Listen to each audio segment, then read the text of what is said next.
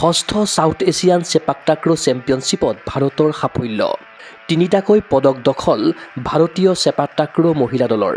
মহিলাৰ ভাৰতীয় দলত অসমৰ জাই ফাতম্বী দেৱী,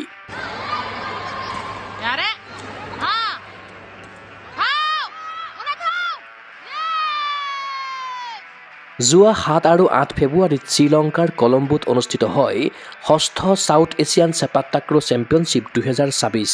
এই প্ৰতিযোগিতাত 2টা সোণ, 1টা ৰূপসহ মুঠ 3টা পদক অৰ্জন কৰিলে ভাৰতীয় মহিলা দলে। টিম ইভেণ্টত সোণ, ৰেগ' ইভেণ্টত সোণ জিনাৰ বিপৰীতে কোৱাড ইভেণ্টত ৰূপ জয়েৰে দেশমাতৃক গৌৰৱান্বিত কৰিলে টিম ইণ্ডিয়াই।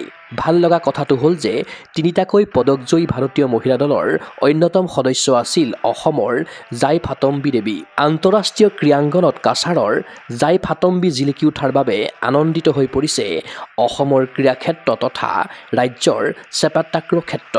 পদকজয়ী ভাৰতীয় দলটোৰ লগতে অসমৰ জাই ফাতম্বী দেৱীক শুভেচ্ছা জ্ঞাপন কৰিছে অসমৰ চেপাক টাক্ৰ সন্থাৰ সভাপতি ভৱেশ কলিতা, সম্পাদক ডক্টৰ বিষ্ণুৰাম ননিচাই।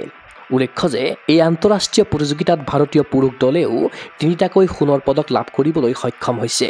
সেই দিশৰ পৰা পুৰুষ আৰু মহিলা 2টা শাখা সহিতে ভাৰতে লাভ কৰিলে সৰ্বমুঠ 6টা পদক।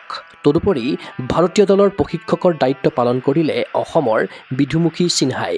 প্ৰতিযোগিতাখনত ৰেফাৰীৰ ভূমিকা পালন কৰিলে মনিন্দ্ৰ সিনহাই। ক্ৰীড়া অনুৰাগীৰ আশা, আন্তঃৰাষ্ট্ৰীয় দৰবাৰত ভাৰতীয় চেপাক টাক্ৰ দলৰ বিজয় যাত্ৰা হওক অপ্ৰতিৰোধ্য। জাই ফাতম্বীৰ আদৰ্শেৰে অনুপ্ৰাণিত হৈ ক্ৰীড়াংগনত দুপদুপে আগুৱাই যাওক অসমৰ খেলুৱৈ। News desk report, Google sports any.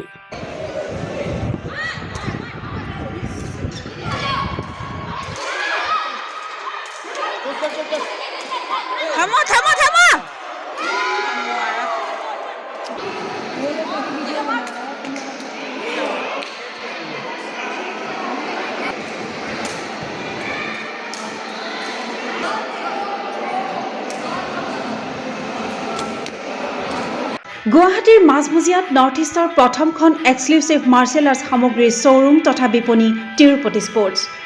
Karate, wushu, taekwondo, boxing, jujitsu, pencak silat, judo আদি 7টাকৈ সমৰ কলা ইভেণ্টৰ ইউনিফৰ্ম আৰু প্ৰশিক্ষণৰ সামগ্ৰী ইয়াত উপলব্ধ।